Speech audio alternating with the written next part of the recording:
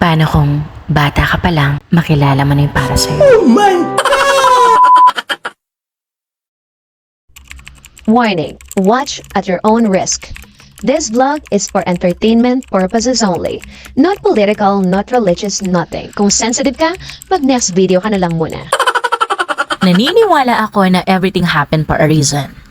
May purpose si God kung bakit nangyayari sa atin yung mga bagay-bagay, even mga maliliit na pangyayari sa buhay natin, yung mga taong dumarating at umaalis, may purpose ang mga yan. You may not see it right now, but sooner or later, kaya nga diba dapat ipagpasalamat natin lahat ng mga nangyayari sa buhay natin, good or bad, happiness or challenges, kasi lahat ng yan, part yan ng pag-build sa atin para dun sa buhay na gusto natin.